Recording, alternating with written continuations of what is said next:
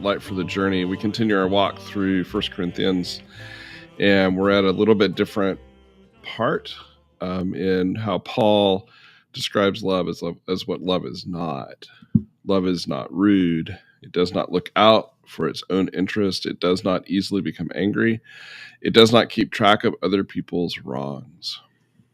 This is a little bit different translation than what we use in on Sundays, but you can kind of get a gist of what Paul is talking about. One thing you have to remember is, in this context, Paul is writing to the church in Corinth who've done all kinds of things they're not supposed to do. And so one of the issues is in their assembly, in their church, when they gather, they're picking their favorite leader, and they're also being pretty awful to each other. And so part of why this little passage about love is written is to say, in this time when you're in your agape, in your love feast, which would become our Sunday morning services or Sunday services or Saturday night, when you're in that moment, when you're experiencing God's love, how you treat one another matters. And so Paul is describing that, and some of the words that he uses in Greek have a little bit more precise meaning than the English words that we translated into. But it really means to just not be awful to the other people around them. There's this sense when you read in a little bit further into the scripture of just how rude, difficult, disinterested, unkind the people in the Corinthian church were being to each other. And so this is part of what Paul says. What I kind of find interesting in this, I was thinking about this, is how sometimes we are in a position in the church where we judge others, meaning we will make a decision about how someone else is or how they act or what they say.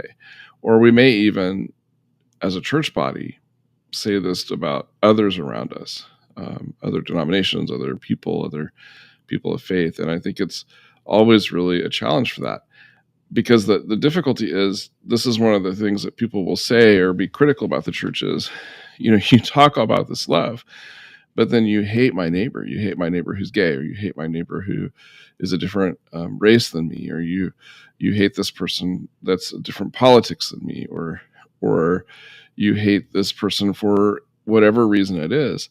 And so for a lot of people, they've moved away from our understanding of the faith for this very reason, because it isn't about loving each other or caring for each other or looking out for each other or being present or even being willing to see the Christ in another person, despite their difference from us, or that they are just as loved by God as we are.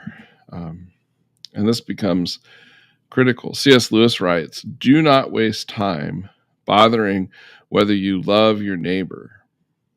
Act as if you did." Do not waste time bothering whether you love your neighbor. Act as if you did. In other words, part of what, and we're going to get the next set of words tomorrow about what love is in this beautiful writing by Paul. But part of this is by defining what it isn't, then we can learn a little bit about what it means and how we're supposed to act. So I want to challenge you today to not be rude, not to look out for your own interest. Don't become easily angry, and don't keep track of other people's wrongs. A lot easier than it sounds, right?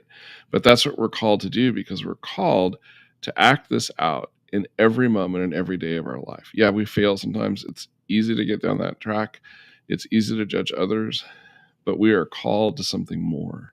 We are called to love our neighbor as ourselves, which means loving them just as we love God, and to love our neighbor as ourselves just as Jesus has loved us. That's the call that we have. So how are you going to act as if you love your neighbor? How are you going to behave? What are you going to do today? God bless, and we'll see you tomorrow.